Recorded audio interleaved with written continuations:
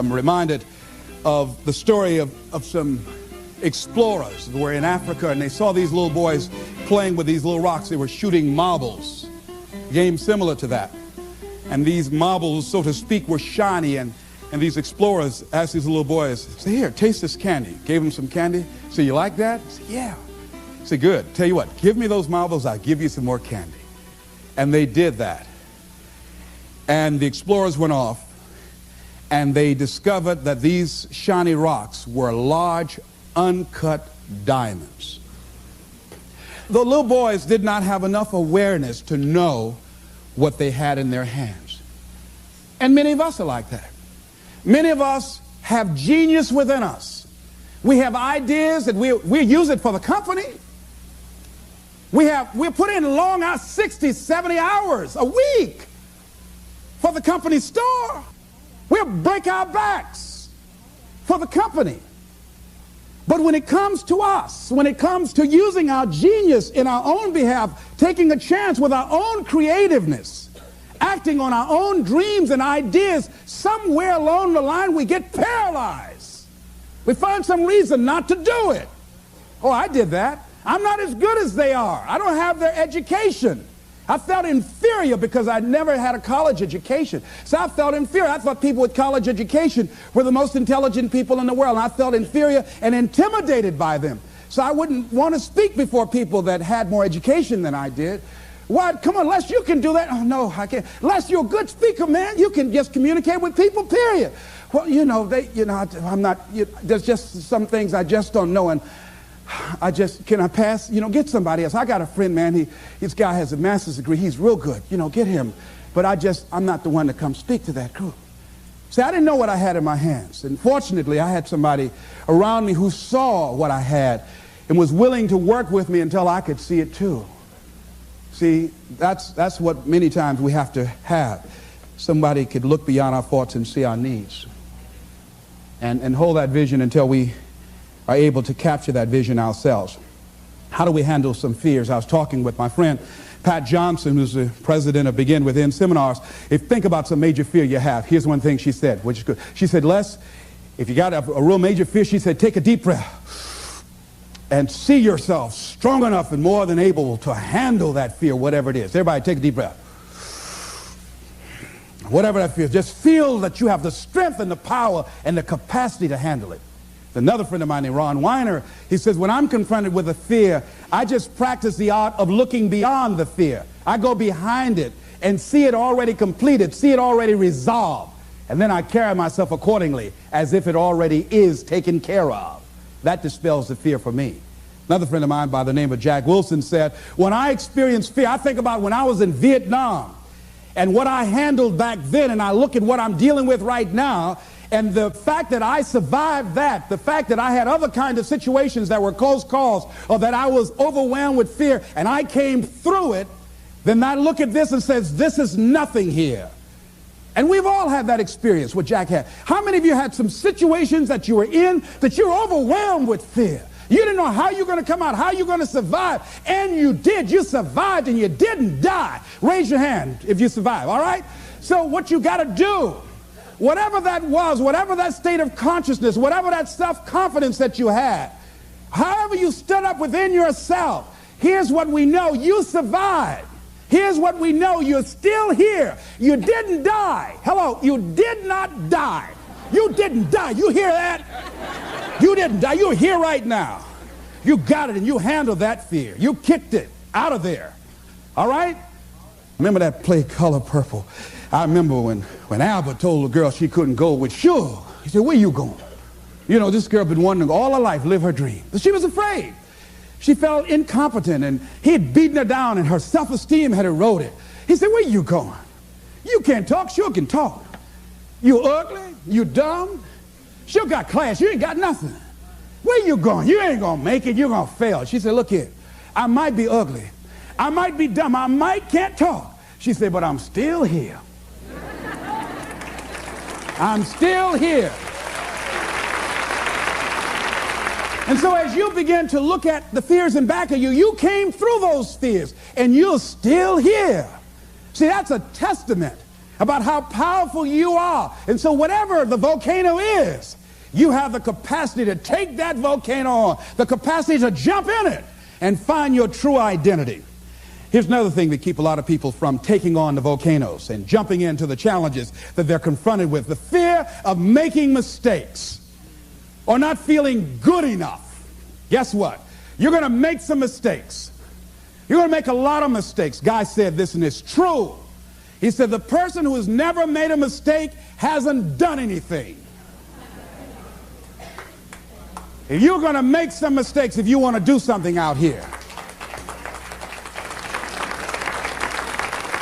you're going to fall flat on your face. You're going to be criticized when you come out into the arena called life. You're going to feel awkward and stupid and dumb sometimes. It goes with the territory. But it's okay. What's important is that you bring your stuff out here. Are you good enough? Prepare yourself.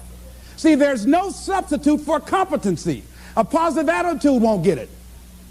Being enthusiastic won't get it. So you got to prepare yourself. You've got to develop yourself. You've got to practice. You've got to work. You've got to do your homework. You've got to do your research. See, a lot of people have a yes, I can attitude, but a no, I can't aptitude. And competency builds confidence. And confidence feeds into competency. See, the better you become, the more confident you feel. And the more confident you feel, the better you want to become. You realize that you have no ceiling. That you can better whatever you've done so far. You can go beyond that. You don't become cocky and arrogant, feeling that you've already arrived, as most people have. And that's why they've settled for less than what they rightly deserve in life. Because they feel they have arrived, and they say, well, I can rest now. I can rest on my laurels now. I've made it. No. As long as you're breathing, you've got some more work to do. There's something else for you to achieve. The publisher of USA Today said that unless you've made some major mistakes in life, you haven't started living yet. So a lot of people, if you've never made any major blunders, made some major mistakes, lost some serious money, taken some serious risk, you haven't started living yet. You don't call that living. Not rocking the boat, going through life quietly, tiptoeing safely to an early grave. No. You got to take some chances. You want to bring some adventure to your life. Repeat after me, please. I will develop myself. Sharpen my skills. I'm good. Better than good. And better than most. Shake somebody's hand on your right and left and say, keep getting better. Keep getting better. Keep getting better. Keep getting better. Here's something else. See, a lot of people, because they don't want to make any mistakes, it takes us to the next level. A lot of people don't want to fail. Fear of failure, fear of success, and guess what else? Fear of the unknown. I saw a guy last week, came up to visit me, haven't seen him for years. Bob Boyd from Columbus, Ohio. Bob Boyd introduced me to motivational tapes. Introduced me to a lot of motivational speakers and positive thinking, and a multi-level marketing company at that time called Bestline Products had an inspirational leader named Bill Bailey. Jim Rohn was in that as well. And so Bob Boyd, that folded. But here's what about Bob Boyd. While I was interested in seeing Bob last week that drove up from Columbus. Bob Boyd, that I know has been involved, personally I know, and I've been involved in business deals with him. Bob has had at least 30 failures that I know. 30 business failures since I've known him since 1972. Incredible. So I wanted to hear this deal that Bob was bringing me. Les, I've got to talk to you. So he came in the traditional Bob Boyd fashion. Hello, Les, how you doing? I said, fine, Bob. I wanted to know if Bob had lost in his fire, steam, had life beaten his dream out of him. Bob said, Les Brown, I've got a deal. You know, you get exposure to a lot of people. Man, I've got a deal. I'm thinking, does he want me to join Amway? What is this? Man, I've got something going. Man, this thing, man, Les, it's a money machine.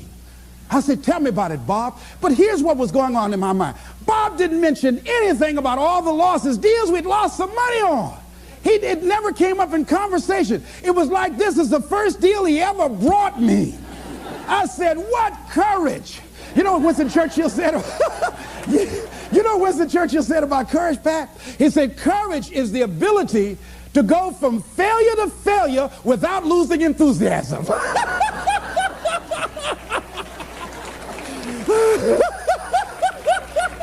So you want to courageously hold on to your dream and not lose enthusiasm. See, Bob has not internalized failure. Things just didn't work out the way he wanted them to work out. He's still looking for his pot of gold at the end of the rainbow. And he was so fired up, traditional Bob Boyd fan. He took his coat off. Les, let me tell you something, man. You've got to see this deal. With the things you're doing, you're now on PBS. My God, Les, you'll make a fortune. Man, I just can't wait to tell you about it. I said, tell me, Bob, tell me. When he got to talking, I said, Bob, I want to be a part of it. He said, now explain to me what I just told you. I said, I don't know what it is, but I want to do it. I want to do it. I didn't even know. I felt like the lady that was with Joe.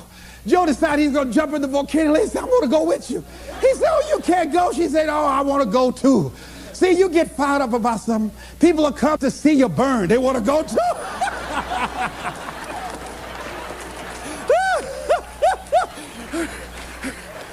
So I like the fact that Bob has not lost his fire. Bob is still hungry.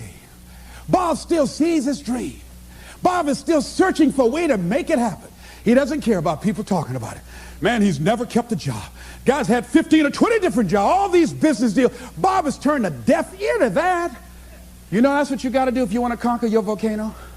A guy in Los Angeles, all over the front page of the newspaper, he just passed the bar after taking it 48 times.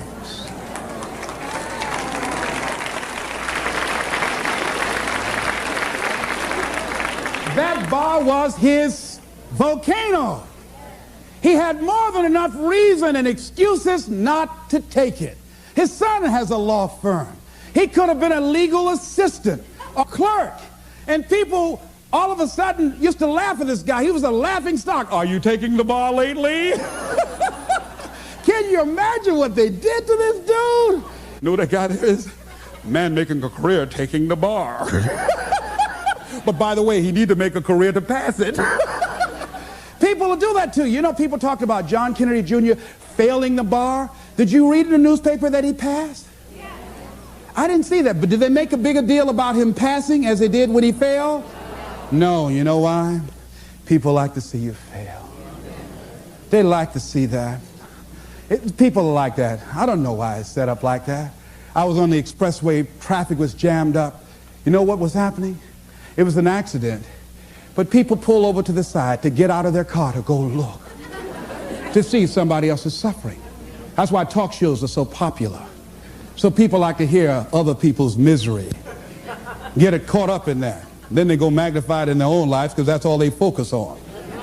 I better not catch you going to any accidents here. Bob Boyd went to conquer his volcano like that gentleman who decided it doesn't matter how many times I fail.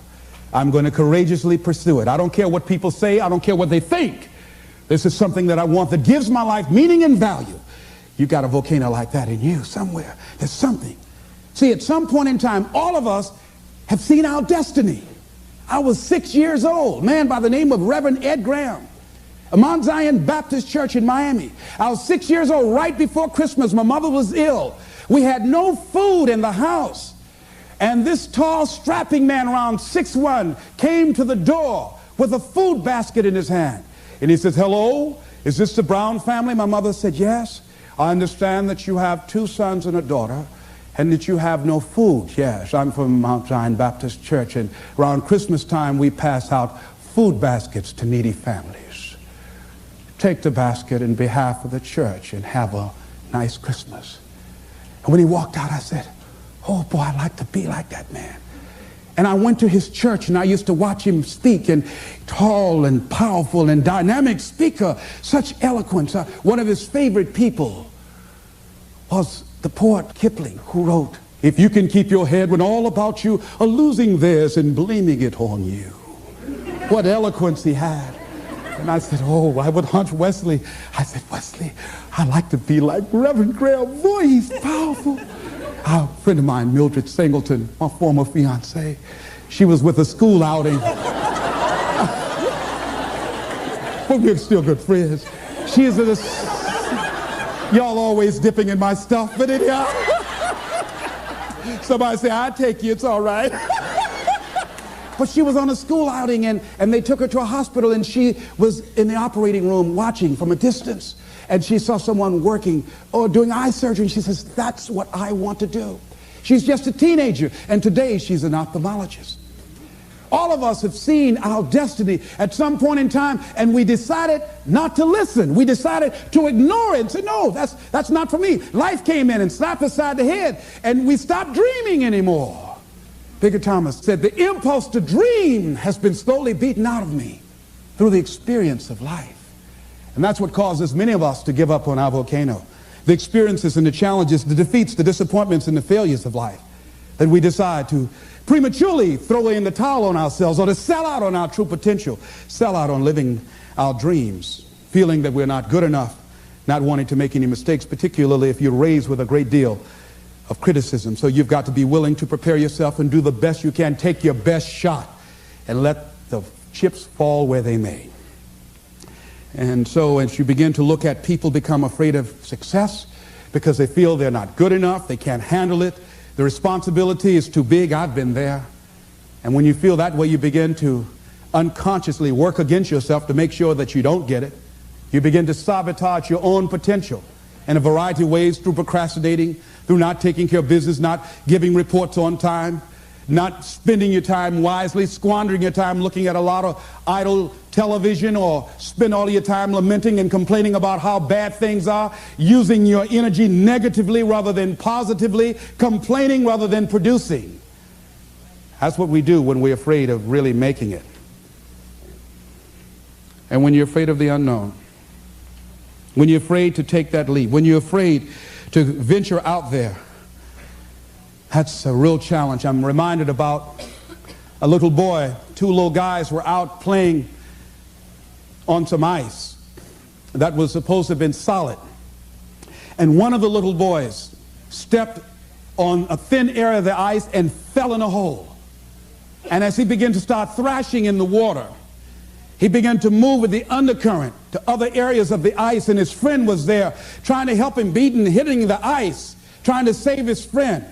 And he panicked, and he looked just a short distance away, and there was a tree, and he went and he ripped a branch off, and he came back trying to get his buddy out, and he just took the best he could and started scraping around the ice to make a circle. And when he did, he started beating on it and beating on it, and there all of a sudden the ice began to crumble, and he was able to pull his friend out to safety. When the paramedics finally got there, they saw what had happened, how thick the ice was. He saved the little boy's life, but what baffled them, they looked at the branch, and they looked at this little scrawny guy and said, how did he do this? It's impossible. They just went beating around the ice to see how thick it was, hearing the thumping sound. Said, how did he do that? I mean, it was a miracle that he was able to just take that branch and go around, make a circle, and beat the ice and pull him through. He's just too small. It's just impossible. And an old man standing around, hearing the conversation, stepped forward and said, I can tell you how he did it. He didn't have anybody here to tell him he couldn't do it.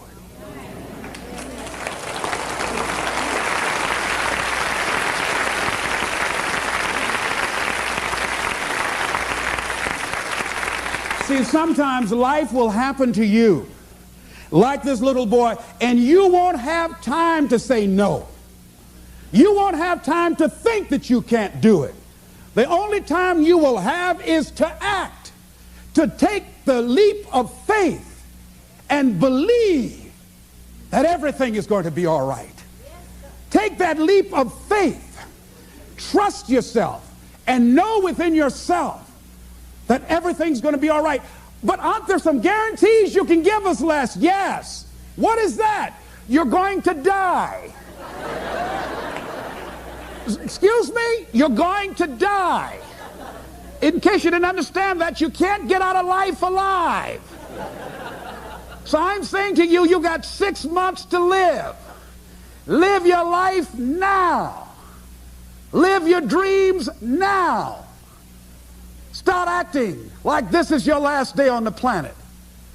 See, if we decide that we don't need a pronouncement from some physician to say we have 6 months to a year to live in order to really begin to appreciate the beauty of life, in order to really to make some hard decisions in life. See, we have the power in our hands.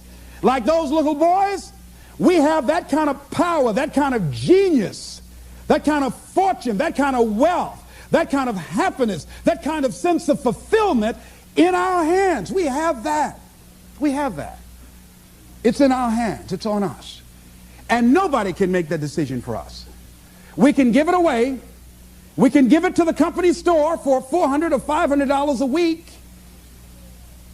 Or we can exchange it for how people think about us, how they feel about us, and go through life and resign ourselves to be miserable as we go to our graves, looking good for everybody else, except to ourselves.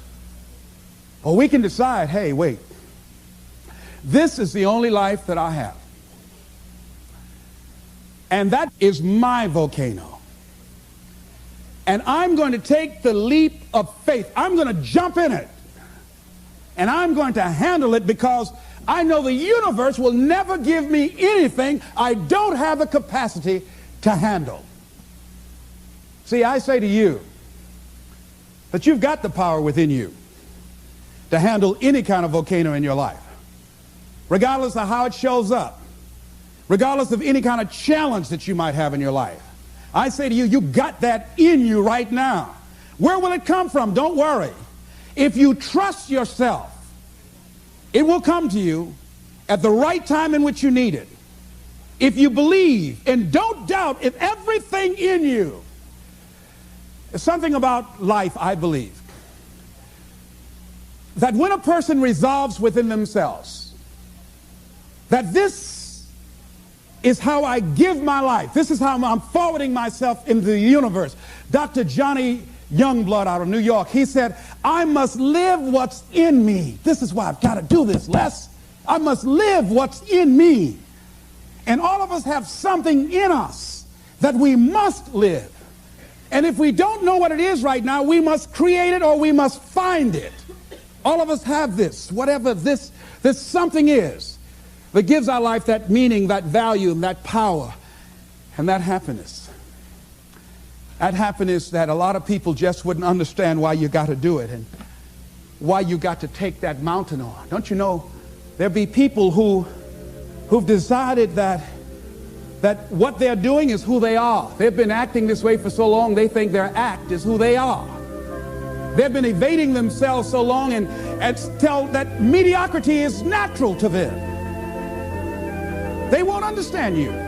They won't understand why you've got to go and do what you got to do. Why you might have to change cities or you got to get another job. Why? What's wrong? This job is paying good. It's not the pay. It's not always the money. Yes, I need money, but I need something else other than money. I need some peace of mind. I need some fulfillment within me. It's not giving me what I want. No. Well, what is it? I don't know. Why you gotta go? Why you going now? I don't want to live this anymore. I'm out of here. Why? I don't expect you to understand. He who knows no explanation is necessary, and he who does not know, no explanation will suffice. I just got to go and jump in the volcano. Excuse me.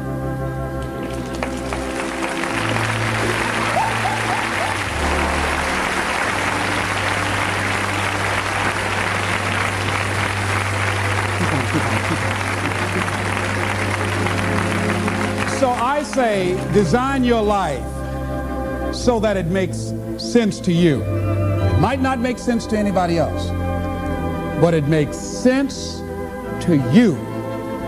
That's what's important. It makes you happy. It gives you that sense of joy.